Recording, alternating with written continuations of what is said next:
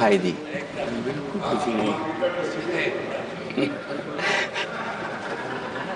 ये 11वें बजट में बेरोजगारों के लिए, युवाओं के लिए, गांव के लिए और उनकी तकलीफ परेशानी का जो मुद्दा है वो 9-2-11 दिखाई दे रहा है मुझे। महंगाई में घर चलाना, बच्चों को पढ़ाना और घर के बड़े बुजुर्गों की दवा इलाज से लेकर के महंगाई का जो सामना करना पड़ रहा है, ये बातें परिवार वाले बखूबी जानते हैं।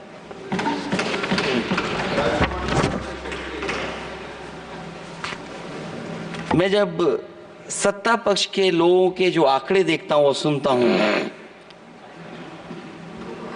अगर इतना सब कुछ 10 साल में अच्छा हुआ है तो आप हंगर इंडेक्स में कहां खड़े हैं? अगर 10 साल बाद भी यही बात सत्ता पक्ष की तरफ से आएगी कि हम कहां खड़े हैं। आपने बड़ा सपना दिखाया make in India. Uttar Pradesh जैसे बड़े स्टेट से सबसे ज्यादा लोकसभा के सांसद चुने जाते हैं। हमें कोई बहुत बड़ा प्रोजेक्ट नहीं मिला, कोई बड़ा प्रोजेक्ट नहीं मिला, प्रधानमंत्री जी मिले हमें। और अगर कोई सभापति महोदय कोई बड़ा प्रोजेक्ट मिला हो 10 साल में, कोई आईआईएम मिला हो, कोई आईआईटी मिली हो, और जो ट्रिपल आईटी किसी समय पर उत्तर प्रदेश को मिली थी, क्या उसमें क्या सहयोग सरकार की तरफ से हुआ है?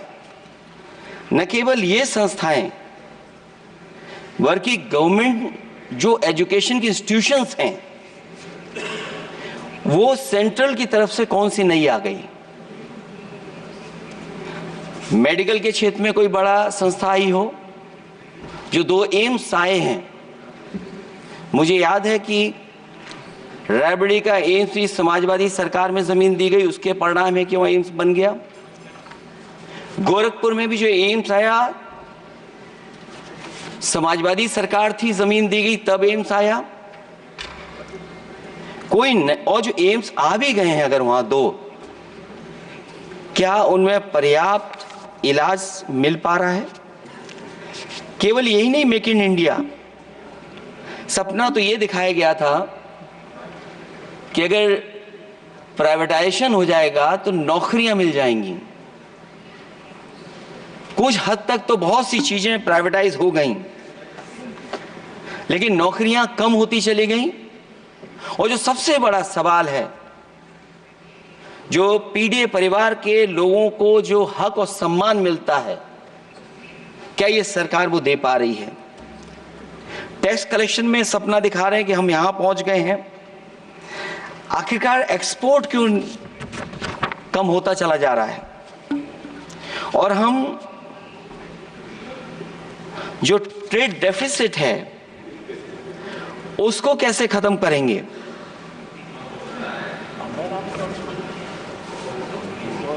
दस साल में अगर हम वहीं के वहीं खड़े हैं और कोई ऐसा कुछ न दिख रहा हो, और परिणाम जो रिजल्ट आए हैं यूपी के, उसमें दिखाई दे रहा है कि आपने कितना काम किया है। सभापति महोदय, अगर ये सब कुछ अच्छा किया होता तो क्या परिणाम ऐसे आए होते? जहां हारे ही नहीं हैं आप, सीटें ही कम नहीं हुई हैं। देश के प्रधानमंत्री जी भी वोट से हारे हैं, वोट से हारे हैं। जो कभी 5 लाख तक जीतना था जिन्हें, या 10 का टारगेट बनाया था, कितने से जीते? तो कम से कम इन चीजों को तो देखें। मैं जब सुनता हूं सत्ता पक्ष के लोगों को तो मुझे वो लाइनें याद आ जाती कि वो झूठ बोल रहा था, बड़े सलीके से मैं एतवार न करता तो और क्या करता।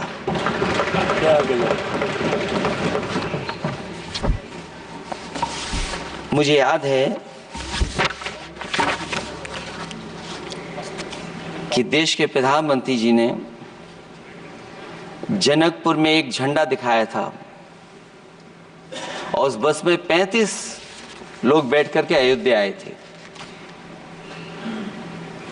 सभापति महोदय, उस समय भी मैंने मांग की थी कि जहां से जनकपुर से यात्रा शुरू हो रही है और अयोध्या तक बस से लोग आएंगे तो पता नहीं कितने घंटों में आएंगे। मैंने मांग की थी कि वहां से लेकर के अयोध्या तक एक्सप्रेसवे बनना चाहिए कि कम से कम जो जनकपुर से आए और अयोध्या दर्शन करने आ रहे हैं और बस से आ रहे हैं, कम से कम उनकी तकलीफ परेशानी तो कम होती। जो आप कहते हैं कि एफडीआई बहुत आया है, मैं अभी सुन रहा था, कहा कि टेलीफोन बनने लगे। टेलीफोन बन नहीं रहे हैं, मोबाइल बन नहीं रहे हैं। वो समाजवादी पार्टी के समय पर नोएडा में जो इंडस्ट्रियल पॉलिसी थी, इलेक्ट्रॉनिक पॉलिसी थी, उसके तहत आई थी।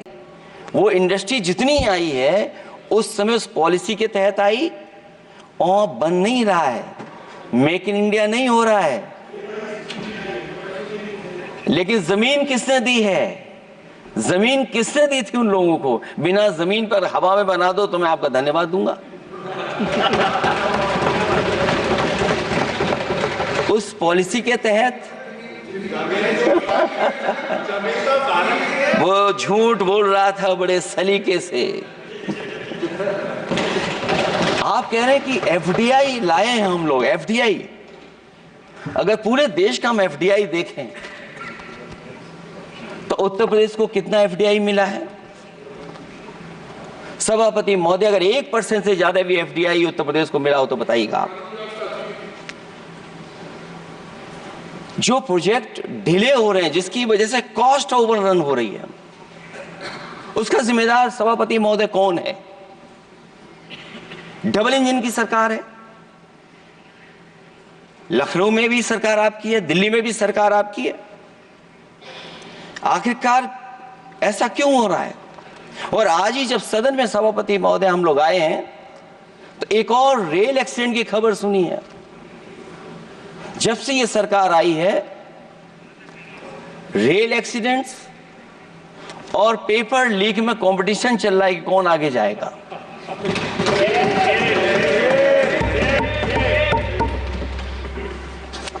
मैं तो अखबारों में पढ़ता था सभापति महोदय कि तोड़ फोड़ करके ये सरकार बनाते हैं।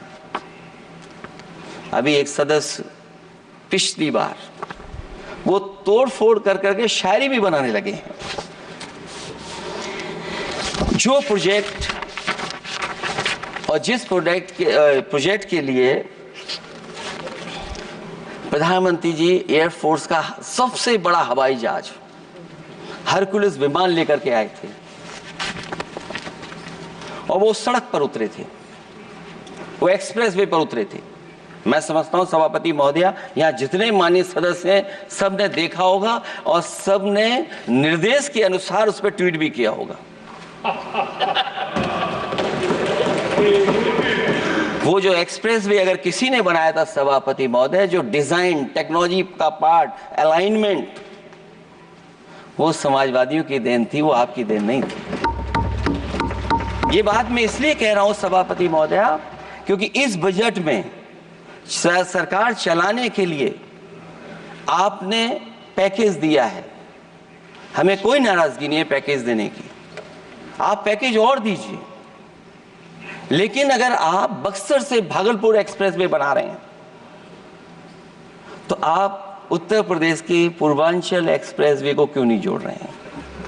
और मैं तो कहूंगा आपसे कि केवल अगर आप 25 किलोमीटर जोड़ देंगे, जहां पूर्वांचल एक्सप्रेसवे रुक गया था, केवल 25 किलोमीटर आप जोड़ देंगे तो दूसरे काम को अपना जो बनाते हैं, आप ये कह पाएंगे कि दिल्ली से लेकर के आपने भागलपुर तक एक्सप्रेसवे दिया है।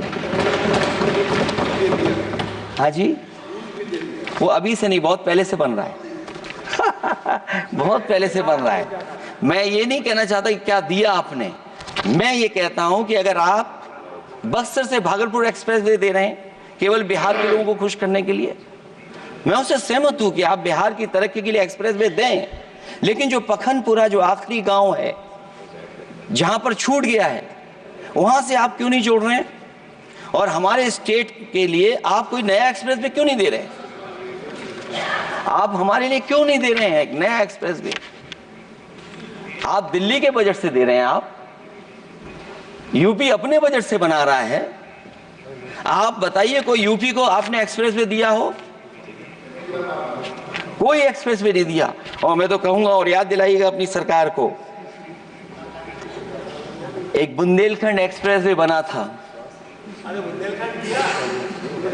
अभी बताएंगे आपको उसका भी। सभापति महोदय, एक बुंदेलखंड एक्सप्रेसवे दिया सरकार ने, उत्तर प्रदेश सरकार ने, वो दिल्ली के बजट का नहीं है। मैं मांग कर रहा हूं कि दिल्ली के बजट से कोई एक्सप्रेसवे मिलना चाहिए। जो बुंदेलखंड एक्सप्रेसवे दिया, प्रधानमंत्री जी उद्घाटन कर करके वापस लौटे, अब रिपेयर का पैसा कौन देगा? वो आज भी रिपेयर मांग रहा है। सभापति महोदय, कोई कल्पना कर सकता है कि नया एक्सप्रेसवे बना हो जिसका प्रधानमंत्री जी ने उद्घाटन किया हो, वो आज रिपेयर मांग रहा हो? और वो एक्सप्रेसवे 6 लेन नहीं है, वो 4 लेन है। मैं इसमें भी सुझाव देना चाहता हूं, ये जो बुंदेलखंड वाला एक्सप्रेसवे है, ये अभी 15,000 करोड़ से ज्यादा का बना है स्टेट गवर्नमेंट का। इसको मुनाफा नहीं हो रहा, टोल कलेक्शन नहीं है बहुत ज्यादा, इसको सतना से जोड़ दिया जाए और बुंदेलखंड जहां से शुरू हो रहा है हमारे डिस्ट्रिक्ट इटावा से कम उसको हरिद्वार तक ले जाना चाहिए। अगर हरिद्वार से लेकर के सतना लोग चले जाएंगे तो शायद बुंदेलखंड के लोगों को भी लाभ होगा। और सबसे बड़ी बात है सभापति महोदय, दिल्ली और लखनऊ मिलकर के उन एक्सप्रेसवे की सेफ्टी से और उसकी डिजाइन से खिलवाड़ कर रहे हैं। जो इंडियन रोड कांग्रेस कहती है, जो डॉक्यूमेंट कहता है, वो ये कहता है कि मीडियन सड़क का 12 मीटर से लेकर के 14 मीटर होना चाहिए। आप जाकर के देख के आइए, जो पूर्वांचल वाला बना है उसका मीडियन कितना है? क्या भविष्य में आपने चलने वालों की सेफ्टी के साथ खिलवाड़ की है कि नहीं की है? ये आपको विचार करना पड़ेगा। जिस समय लद्दाख और चीन को लेकर के सवाल उठा था सभापति महोदय, उस समय पॉलिटिकल पार्टी से सुझाव मांगे गए थे और सुझाव ये मांगे गए थे कि आप क्या सुझाव देना चाहते हैं। तो उस समय जो सुझाव समाजवादी पार्टी ने दिया था, वो सुझाव ये था कि लिपू लेक से लेकर के आपके ग्वालियर तक 6 लेन हाईवे बनना चाहिए। कभी जरूरत पड़ने पर सीमाओं पर हमारी फौज का आना जाना जल्दी हो जाए। और मुझे याद है, जो अखबारों में मैंने पढ़ा था, सरकार ने उसको स्वीकार कर लिया था कि 6 लेन हाईवे बनेगा वो। लेकिन जब टेंडर की बात आई तो सुनने में आया कि वो 4 लेन बनने जा रहा है। और अभी जब वो काम हो रहा है, जब काम मैंने दोबारा उसको देखा तो पता लगा कि डबल लेन पेव शोल्डर बन रहा है। सोचिए, कहां 6 लेन बनाने की बात थी, आप डबल लेन पेव शोल्डर बना रहे हैं। और पता नहीं कौन उस हाईवे को डिजाइन किसने किया है डिजाइन, कि जितने भी कस्बे उसके आसपास पड़ रहे हैं, कस्बे वाले अब नाला कहां से बनाएं, घर ऊंचा करें कि सड़क को तोड़ें।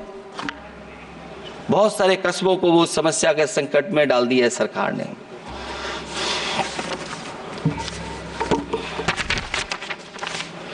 जो सरकार मंचों से ये कहती थी कि हम किसानों की आय दोगुनी कर देंगे,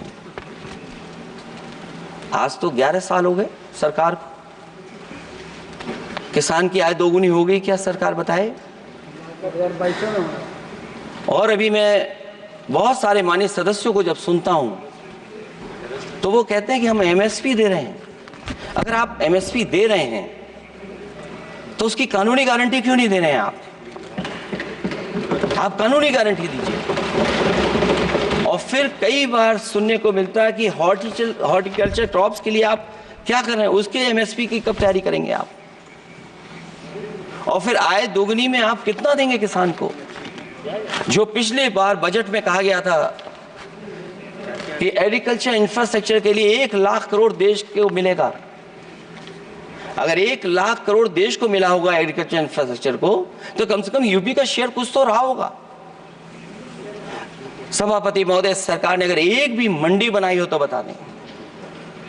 हाँ, ये अलग बात है कि अगर आप कोई चीज सुधारने के लिए कोई परिवर्तन कर रहे हैं, स्टोरेज के लिए किसी को पहले ही बता दे रहे हैं, वो बात अलग है। लेकिन किसान कहां जाएगा जहां उसको रेट मिलेगी?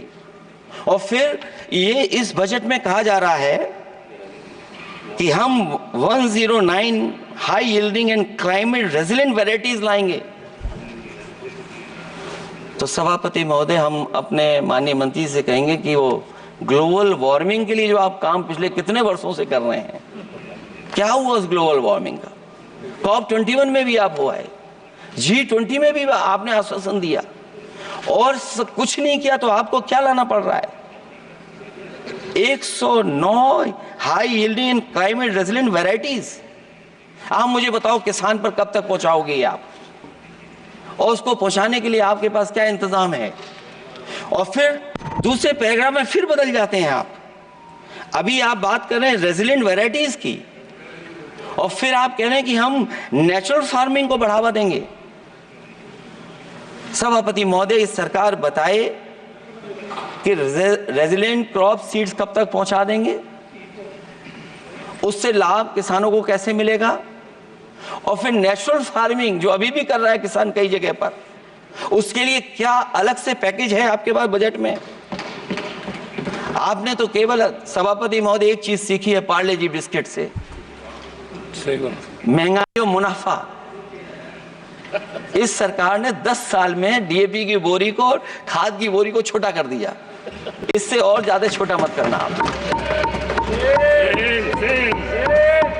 और आपने डीएपी, जब किसान डीएपी लेने गया तो सरकार ने कहा कि बिना नैनो यूरिया के आप नहीं मिलेगा आपको। मैं सरकार से जानना चाहता हूं कि नैनो यूरिया से क्या लाभ पहुंचा है किसानों को, ये बताइए। नैनो यूरिया से क्या लाभ पहुंचा है सरकार बताए।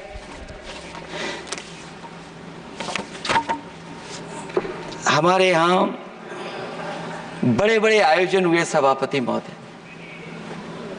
इन्वेस्टमेंट मीट के बड़े बड़े आयोजन हुए इन्वेस्टमेंट मीट के, और 5 लाख करोड़ के एमओयू साइन हो गए। 5 लाख करोड़ के। मैं ये सभापति महोदय, बजट हमारी क्या मदद कर रहा है उत्तर प्रदेश के उद्योग लाने के लिए? और ऐसे आयोजन हुए जिसमें देश के प्रधानमंत्री आए, देश के राष्ट्रपति आए, और देश के जितने बड़े उद्योगपति सब आए थे। लेकिन आज यूपी को क्या मिला वहां पर? किसानों के लिए एग्रीकल्चर सेक्टर में बड़े बड़े एमओयू हुए, लेकिन आज जमीन पर कुछ नहीं दिखाई दे रहा है। मुझे याद है समाजवादी सरकार में, क्योंकि देश का सबसे ज्यादा उत्पादन दूध का अगर कहीं हो रहा है तो उत्तर प्रदेश में हो रहा है, और उस उत्पादन को बढ़ावा देने के लिए और इन्वेस्टमेंट लाने के लिए उस समय की सरकार ने फैसला लिया कि अगर बाहर से भी कोई डेयरी या डेयरी प्लांट लगाना चाहेगा तो उसमें सरकार सहयोग करेगी। और परिणाम यह हुआ कि गुजरात की 3 अमूल प्लांट लग गए यूपी में। तो मैंने उद्घाटन किए, एक देरी से हुआ तो देश के प्रधानमंत्री जी ने किया। लेकिन उसके बाद कोई नया प्लांट आया हो तो बता दें। जो अमूल से पुरानी संस्था है, क्या उसका सहयोग कुछ करेंगे आप लोग? क्या आप पराग का सहयोग करेंगे कुछ? न केवल दूध उत्पादन में उत्तर प्रदेश आगे है, बल्कि चीनी में और गन्ने की पैदावार में भी कभी आगे कभी पीछे होता है। किसानों को भरोसा दिलाया गया था कि उनकी भी आय दोगुनी हो जाएगी, उनको भी बहुत सुविधाएं दी जाएंगी, बिजली फ्री दी जाएगी। सभापति महोदया उन्हें फ्री बिजली नहीं दी सका। ये आश्वासन था आपका। और आज अगर उत्तर प्रदेश पिछड़ इसलिए रहा है क्योंकि सबसे महंगी बिजली अगर कहीं कोई पा रहा है तो उत्तर प्रदेश पा रहा है। और मुझे याद है, क्योंकि बात ये मुझे इसलिए कहना चाहिए, बीजेपी के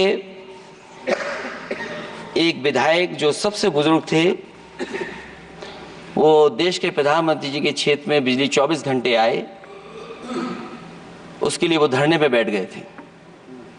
वहां के अधिकारियों ने कहा कि बुजुर्ग हैं, इनका स्वास्थ्य बेहतर नहीं है, इनका धरना आप उठवा दीजिए। मैंने सभापति महोदय उनको बुलाया, मैंने उनकी बात सुनी। उन्होंने कहा कि प्रधानमंत्री जी के क्षेत्र में 24 घंटे बिजली होनी चाहिए। उसी दिन मैंने फैसला ले लिया कि प्रधानमंत्री के क्षेत्र में 24 घंटे रहेगी बिजली।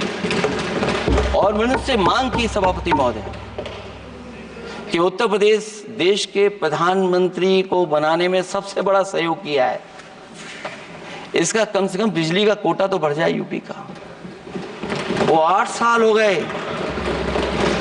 उत्तर प्रदेश ने देश के प्रधानमंत्री को तो दे दिया, लेकिन अभी तक बिजली का कोटा नहीं बढ़ा।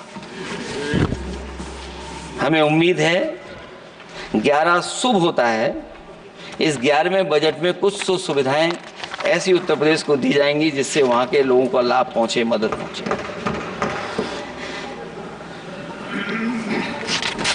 जहां किसान आत्महत्या कर रहा है, और पिछले 10 साल में सरकार जानती होगी कि कितने किसानों ने आत्महत्या की है, लाखों लाख किसान आत्महत्या कर चुके हैं। जहां किसान तकलीफ और परेशानी में है, वहीं सबसे ज्यादा अगर संकट किसी चीज पर आया तो वो नौकरी पर आया है, रोजगार पे आया है। जब सरकार का बजट मैं पढ़ता हूं तो जो स्कीम्स लाई जा रही हैं उसमें, क्या ये स्कीम नौजवान को पक्की नौकरी दिलाएगी? क्या इन स्कीम से 5,000 रुपए देकर के आप नौजवान का भविष्य बनाना चाहते हैं? आप क्या दे रहे हैं आप? और मुझे तो ये लगता है कि जो वर्क फोर्स आप बना रहे हैं ट्रेनिंग देकर के सरकार के पैसे से, अंतोगत्वा इनको भी एक्सप्लॉइट वही लोग करेंगे, उद्योगपति। आखिरकार जब इतनी टेक्निकल, इतनी ट्रेन फोर्स होगी तो आप ये मुझे बताइए कि उसके भविष्य क्या होगा।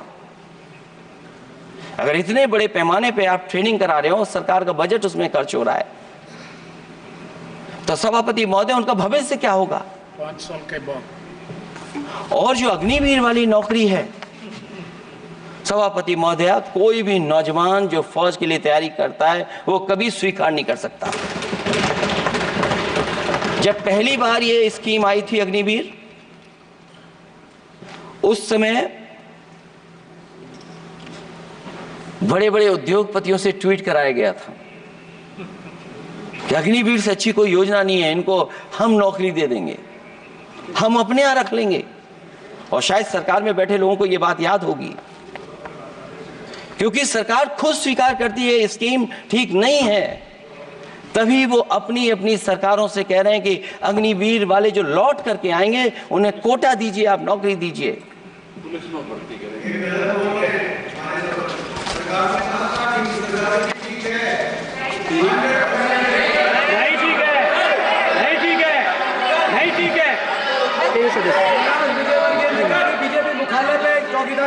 सभापति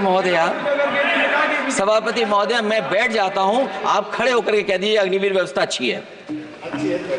मैं इस सभा में खड़े होकर कहता हूं, उस राज्य से आता हूं, हिमाचल प्रदेश से, जिसने पहला परमवीर चक्र विजेता मेजर सोमनाथ शर्मा दिए, कारगिल के युद्ध में सबसे ज्यादा शहीद होने वाले हिमाचल प्रदेश के वीर नौजवान थे।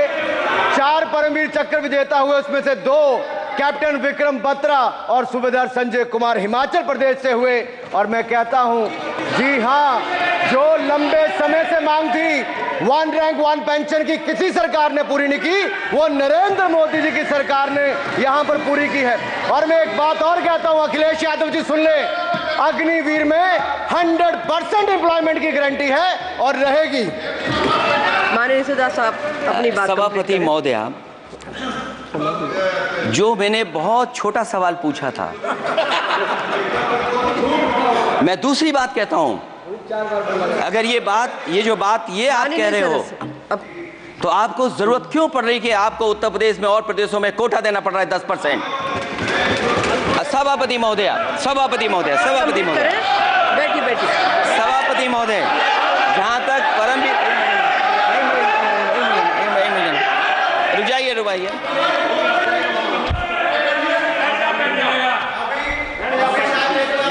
अरे सुनने दो। माननीय सदस्य साहब अपनी सभापति महोदय, सभापति महोदय, चैल जानते हैं आप कहाँ हैं? चैल जानते हैं आप कहाँ हैं? कभी गए हो उस मिलिट्री स्कूल में? मैं खुद मिलिट्री स्कूल का पढ़ा हूँ। और आप परमवीर चक्र की बात कर रहे हो, तो हम भी तमाम नाम गिना सकते हैं। माननीय सदस्यों से मैं आग्रह कर रही हूँ, आपस में चर्चा न करें। माननीय सदस्य, आप बजट पर बात सभापति महोदया, ये सभापति महोदया, जी 1 मिनट से भी कम, मैं आपके सामने कहना चाहता हूं, ये तो केवल मिलिट्री स्कूल गए हैं। मैं आज भी टेरिटोरियल आर्मी के 124 रेजिमेंट में कैप्टन के रैंक पे अपनी सेवाएं दे रहा हूं। अखिलेश जी, केवल ज्ञान मत बांटिए। राहुल गांधी जी के साथ बैठकर अब वहां बुलाने का झूठ बोलने की आपको आदत पड़ गई। प्लीज बैठिए, प्लीज।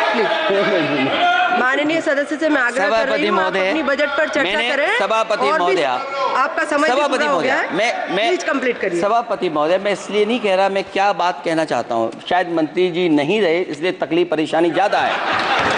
और आप, अरे हमारा दर्द नहीं समझोगे, हम आपका दर्द चेहरे से पढ़ते हैं। अच्छा, दर्द मैं बताता हूँ, माननीय सदस्यों से मैं आग्रह कर रही हूँ, सभापति महोदय, दर्द मैं बताता हूँ, आप बजट पर चर्चा करिए। प्लीज बजट पर चर्चा करिए। दर्द मैं बताता हूँ, देखिए दर्द बात पहुंचेगी कि नहीं पहुंचेगी। सभापति महोदया, उत्तर प्रदेश से जब से हारे हैं तब से कोई नमस्कार नहीं कर रहा है। तकलीफ वो है आपको। कंप्लीट करिए। वो वीडियो हमने देखा है कि कोई किसी को नमस्कार नहीं कर रहा है, कोई किसी को देख नहीं रहा है। चलिए, धन्यवाद माननीय। और जो अपने आप को बहुत ताकतवर कहते थे, बहुत ताकतवर कहते थे आप अपने आप को, जिसने हराया उसको नहीं ये हटा पा रहे हैं। अब बात समझ में नहीं आई ना? माननीय जिसने हराया उसको नहीं हटा पा रहे। और अगर सभापति महोदय, अग्निवीर व्यवस्था समाजवादी लोग स्वीकार ही नहीं कर सकते। आप बजट पर पूरी अपनी बात रखिए। सभापति महोदय, अग्निवीर स्वीकार नहीं कर सकते। आप अपनी चर्चा रखिए। सत्ता में आएंगे 1 2 साल, ये चलने वाली सरकार नहीं है, गिरने वाली सरकार है, याद रखना आप। माननीय सदस्य, और देखिए, आप क्यों नहीं समझ रहे हो? साइकिल हमारा चुनाव चिन्ह है, साइकिल ही आपको सरकार चलवा रही है। जिस दिन साइकिल हट गई, आप कहां बैठे मिलोगे? और दूसरे हमारे साथी हैं जो हमें लेकर के यहाँ लाए थे। माननीय सदस्य, मैं आग्रह कर रही हूँ, कंप्लीट करिए। सभापति महोदय, मैं 2-3 बातें कहता हूँ यूपी को लेकर के, मैं मांग करता हूँ। कंप्लीट करिए आप। सभापति महोदय, चंबल एक्सप्रेस वे बनना चाहिए, क्योंकि देश का सबसे बड़ा एक्सप्रेस वे जो 1 लाख करोड़ का बना है, वो दिल्ली मुंबई से है। और यूपी को क्यों नहीं जोड़ रहे हैं आप? गंगा को लेकर के सब चिंतित हैं। गंगा की सफाई अभी नहीं हुई है। जो बजट गया पता नहीं कहां चला गया, किसी को नहीं पता। जैसे पानी बहा वैसे ही बजट भी चला गया। दूसरा, क्योंकि मंत्री जी बैठे हैं, वो जानते होंगे मंत्री जी कि देश की सबसे अच्छी लाइन सफारी बनी है इटावा में, और उस लाइन सफारी को बनाने में हम लोगों को बहुत समय लगा, क्योंकि एक लाइन सफारी, एनिमल सफारी अगर बननी हो, उसको बनाने में बहुत टाइम लगता है, बहुत जगह से परमिशंस लेनी पड़ती हैं। हम लोगों को परमिशंस नहीं मिली, और क्योंकि वो प्रोजेक्ट अच्छा है, एशियाटिक लाइंस की ब्रीडिंग शुरू हो गई वहाँ पर। ये सरकार इसलिए नहीं शुरू करना चाहती है क्योंकि वो समाजवादियों ने बनाई है। पहली बार देश में एशियाटिक लाइंस पैदा हो रहे हैं। नहीं, वहाँ पर इटावा में पहली बार हो रहे हैं, और वो इसलिए नहीं शुरू कर रहे हैं। और वो शेर मैं बता दूं आपको, शेर आया था कि कोई और आया था, वो कहानी मैं नहीं पढ़ूंगा यहाँ पर, फिर मैं बोल दूंगा तो फिर कहोगे कि क्या बोल दिया मैंने, इसलिए मत बुलवाइए तो ही अच्छा है। कि कुछ तो धन्यवाद माननीय सदस्य, धन्यवाद। कुछ मत बुलवाइए मुझसे। सभापति महोदय, मैं ये कहना चाहता हूँ कि लायन सफारी, एनिमल सफारी उस क्षेत्र की, यूपी की प्राइड है वो, कि पहली बार ब्रीडिंग सेंटर एशियाटिक वहाँ पर बन गया है। दिल्ली की सरकार और यूपी की सरकार मिलकर के उसको शुरू नहीं होने दे रही है। मुझे उम्मीद है कि उसको शुरू करवा देंगे आप। और आखिरी में मैं कहता हूँ, चलते चलते आप 2 लाइनें कहता हूँ, बुनियाद को नकार कर जो इमारतें उठाएंगे, हम भी देखते हैं वो किस मंजिल तक जाएंगे। धन्यवाद। बहुत बहुत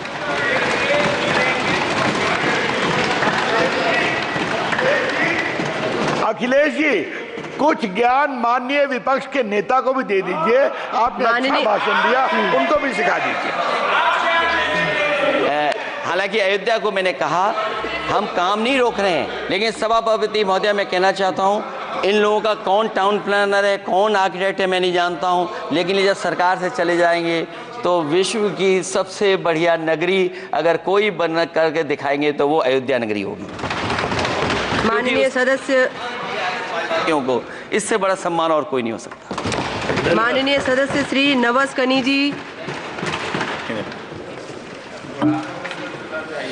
நன்றி மாண்புமிகு அவைத்தலைவர் அவர்களே, 2024-25 நிதிநிலை அறிக்கை மீதான விவாதத்தில் பங்கேற்பதற்கு வாய்ப்பளித்தமைக்கு நன்றி தெரிவித்துக் கொள்கின்றேன். உலகிலே தலைசிறந்த ஜனநாயக நாடுகளிலே ஒன்று நம்முடைய தாய் திருநாடு இந்தியா. கூட்டாட்சி தத்துவத்தின் மூலமாக முன்மாதிரியான மக்களாட்சியை உலகிற்கு எடுத்துரைக்கக்கூடிய நாடு நம் நாடு. பாரதிய அரசினுடைய நிதிநிலை அறிக்கை கூட்டாட்சி தத்துவத்திற்கு எதிரான, ஜனநாயகத்திற்கு எதிரான பிம்பத்தை பிரதிபலிப்பதை வருத்தத்தோடு பதிவு செய்வதற்கு கடமைப்பட்டிருக்கின்றேன். கடந்த 10 ஆண்டுகளிலே தாக்கல் செய்யப்பட்ட மிக மோசமான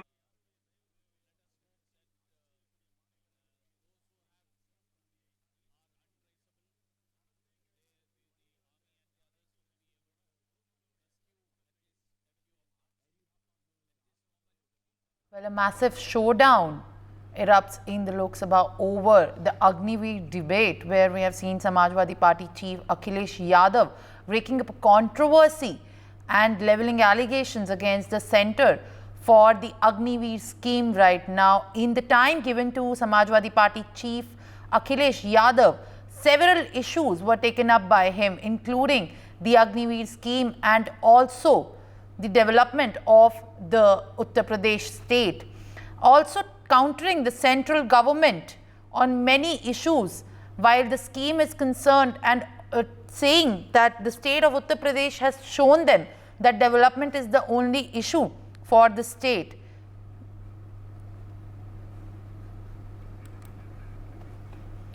Well, Akhilesh Yadav was the person who was speaking in the Lok Sabha right now, raking up the controversy over what has broken out after the Agniveer scheme right now in the parliament. While there were replies given by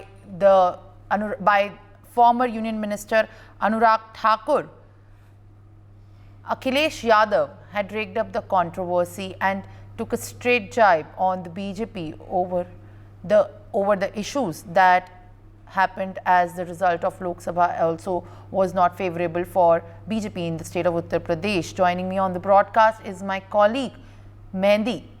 Mehndi, a big showdown in the parliament has happened where Akhilesh has cornered the BJP and centre over the Agniveer issue, attacking the centre for raking up the controversy, saying Agniveers will never accept this kind of treatment which has been introduced by the center as a Jawan will not be ever given a kind of dignity to be in the forces from a scheme like Agniveer?